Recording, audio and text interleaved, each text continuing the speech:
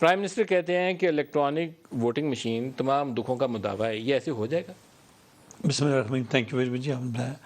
دیکھیں، جو آپ نے ساری بات کی ہے، مجھے لگتا ہے، میں سمجھتا ہوں کہ یہ پروگرام سے پہلے آپ نے سارا وہ تجزیہ کر دیا ہے۔ نہیں، میرا پوائنٹ یہ ہے، دیکھیں بات یہ ہوتی ہے کہ یہ تو ایک ریئلٹی ہے کہ ہم ایک یہ دور آگے ٹیکنالوجی اور سائنس اور ترقی کی طرف جا رہا ہے، اور یہ موبائل آج تھے، کل ہم فون عام لگوانے کے لیے ٹیکنالوجی آنی چاہیے تھی، ایز اے میٹر پرنسپل میں اس لیے گزارش کروں۔ دیکھیں، یہ پاسبل نہیں ہے کہ ایک چیز پچھلے 50 سال سے کنٹروورشل ہو اور اس میں کوئی پروگریس نہ کرے۔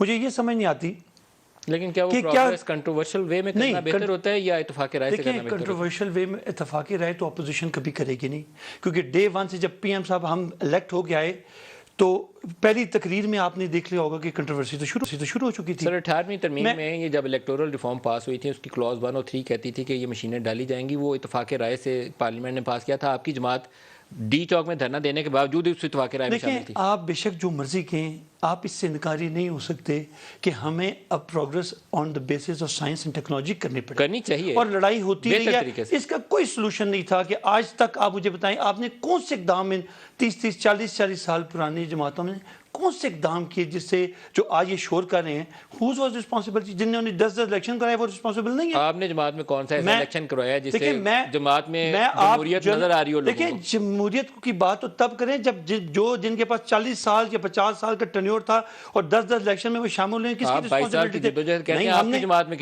ہم تو گورنمنٹ میں نہیں تھے جب آئے ہیں، پہلی بار ہی ہم نے انٹروڈیوس کرایا، اب شور مچ رہا ہے۔ آپ کی جماعت میں جمہوریت ہے؟ کیوں نہیں ہے؟ کیسے نہیں ہے؟ ہم الیکشن کرواتے رہے، ہم سے زیادہ الیکشن تو کسی نے کروایا نہیں، ہم نے ہر جگہ الیکشن کروائے ہیں۔ آپ بے شک آپ بلال نے آپ اپنا ریکارڈ منگوائیں اور دیکھ لیں کہ کس جماعت کتنی پرانی اور کتنے الیکشن کروائے ہیں۔ اب یہ دیکھیں، یہ تو آپ کو میرے پارٹی کے حوالے سے ایز اے سیکرٹری جنرل یہ بات مجھے پتا ہے، تو اس لیے میں آپ کو بتا رہا ہوں، کیونکہ آپ نے سوال کیا تو میں آپ کو جواب دے رہا ہوں۔ تو بات دیکھیں نا، جسٹس وجیح صاحب نے جو کچھ لکھا تھا، جسٹس وجیح صاحب دیکھیں انہوں نے جو کیا کچھ الیکشن ہوا تھا وہ بھی ہم نے دیکھ لیا تھا۔ دیکھیں، ہر بندہ جب آتا ہے تھوڑا سا اس کو پرابلم ہوتی ہے، وہ اپنا پوائنٹ آف ویو پھر وہ اپنے آپ کو ایکسپریس کرنا شروع ہو جاتا ہے۔ جیسے اپوزیشن ہے، اب یہ ان کو کچھ حل نظر نہیں آ رہا، ہر آتی جاتی چیز پہ انہوں نے آبجیکٹ تو کرنا ہے۔